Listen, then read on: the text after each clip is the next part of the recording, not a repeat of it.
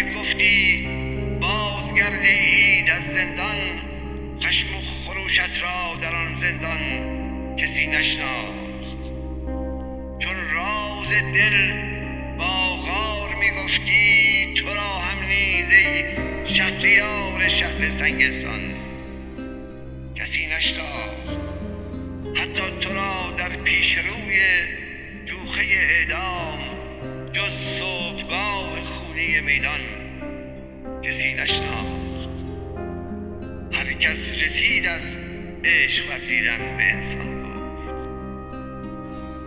هر کس رسید از عشق ورزیدن به انسان گفت، اما تو را ای عاشق انسان کسی نشناخت.